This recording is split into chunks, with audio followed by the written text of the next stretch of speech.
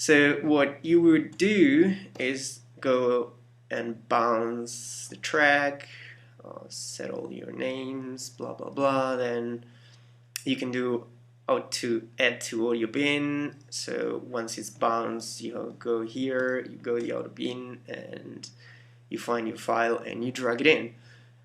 And these tutorials are meant to be something to speed up your workflow. So if there's something better to do, something faster, let's do this thing.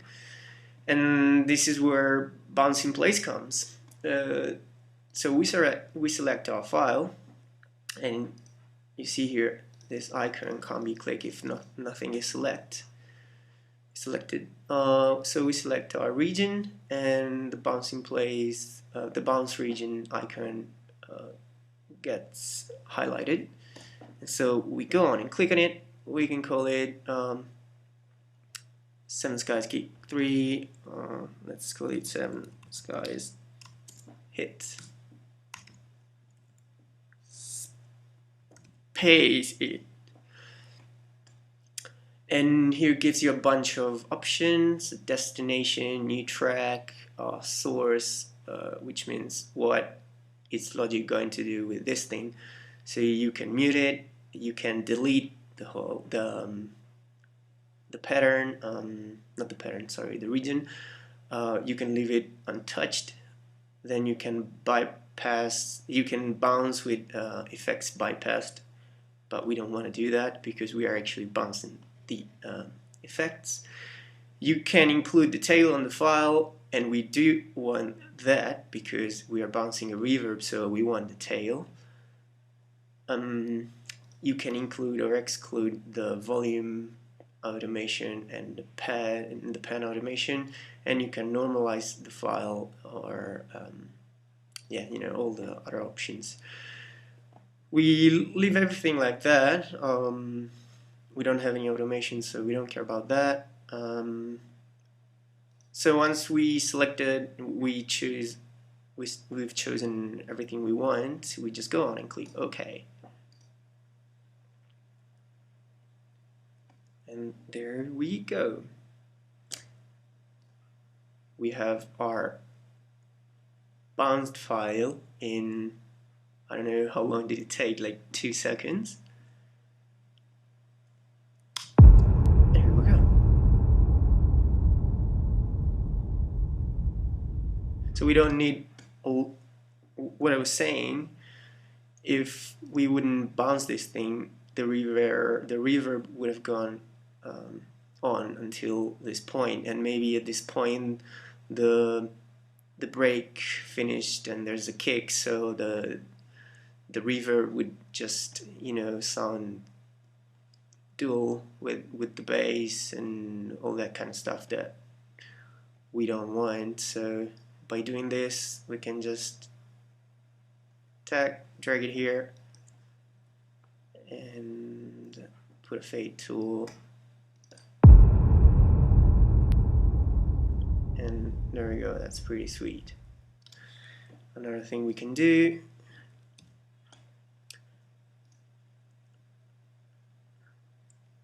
we duplicate our file, put it here,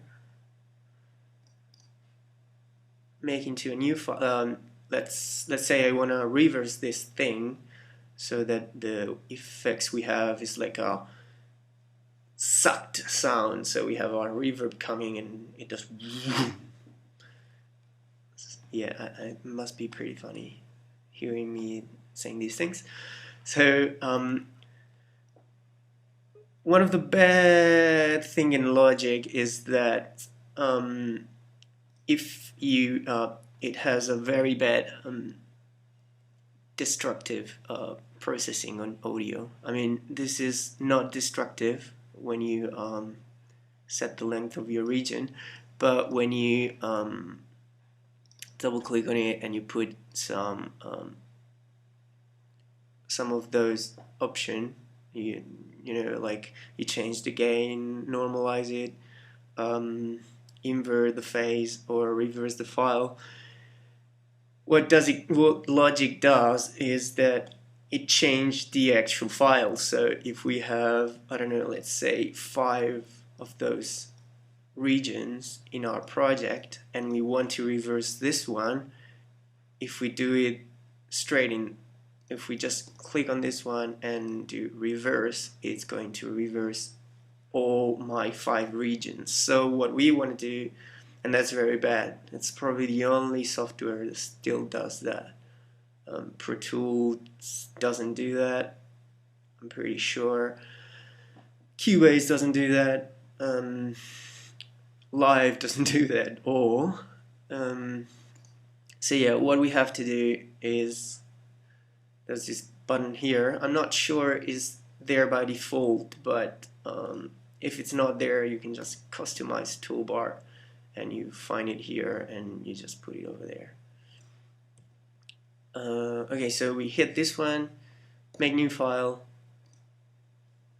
and we call it reverse. Oh, come on. Sorry for that. So here we still have all those bunch of options. Keep original sample rate, original bit depth. Yeah, I'll just leave all this way. There we go. The name's changed, and so now we can go on, reverse it. Ta-da, and here we go. You see, only this one changed. And now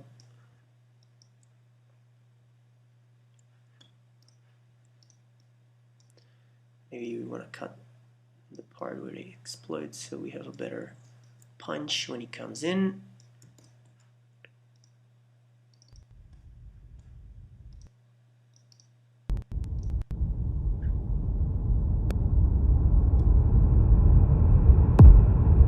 And there you go. This is something that you cannot do by just having, let's call it a raw kind of effect. So you always have to bounce into audio to have a better control in this kind of stuff. And that's pretty much it for the bounce in place. Okay, the last thing I'm going to talk about today is the gain control on audio regions. What does it mean? It's not as bad as it sounds. So we still have our space kick here. And okay, let's keep using our imagination. Let's say here we have a break, there's no kick and there's no bass, so this space hit has to be pretty loud. And then, then you know, all our track builds up, and then the climax starts, and then at a certain point, let's say over here,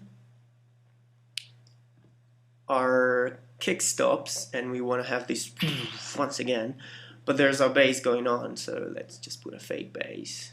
Okay, let's just give it a lot of color. Okay, this is our bass. Yeah, it sounds good, sounds perfect. Okay, so let's say we want to have this space hit here with our bass going on, but you know, this has a lot of bass frequencies that we don't want to cut out. This, of course, has a lot of bass frequencies, and it all works good. But this is a little bit too loud for this part. While here it works good at this level. Let's say it's at 0 dB. Here we want it at, I don't know, -3, because at 0 dB it sounds wrong. So what we would do is go here into volume and, you know, just bring it down to -3, -2.9, that's pretty much the same.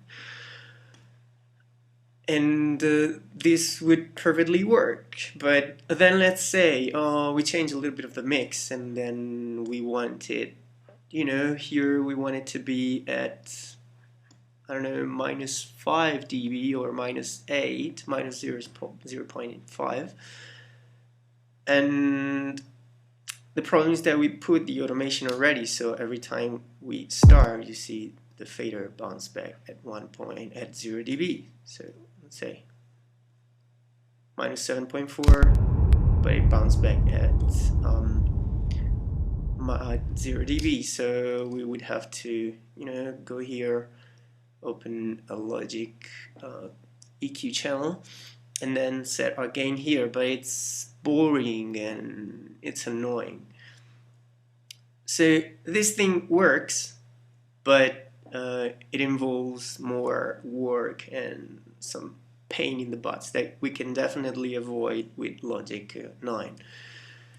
So let's get rid of all our automations. We are back at 0 dB, and now let's see what the gain control on audio region is.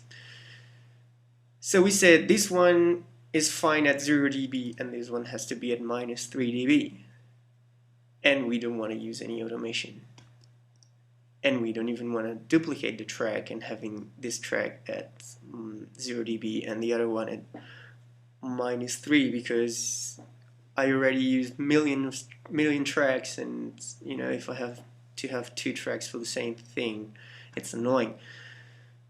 So what are we going to do? It's very, very easy. We just select the region that we want to have quieter, and if you see here in the inspector, we have a bunch of options. Loop, that loops our file. There's a delay, that it's for delay compensation, and there's this thing called gain. And if we click and drag, you see it shows minus or plus a number of dB, and there we go.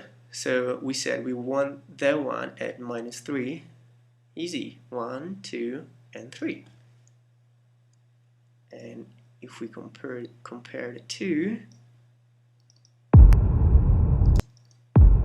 this is a little bit quieter. Maybe 3 dB is not too clear. Let's go on and say like 10 dB. This is at 0. This is at 10. No automations, no gain control on insert, nothing. That's just very fast and very easy, and we can change it whenever we want. There you go. So this is about it with the tutorial for today. I hope it wasn't as boring as the previous one, but I'm sure it'll be boring anyway. I'll hopefully see you soon with another tutorial. I just need to understand what I can show you next time. I'll see. I think I cover pretty much everything about the workflow, but if I find something new, I'll just take a note and do a video next time. I hope you enjoyed this video. I hope you learned something, and from me, David Sevens, guys. Bye bye.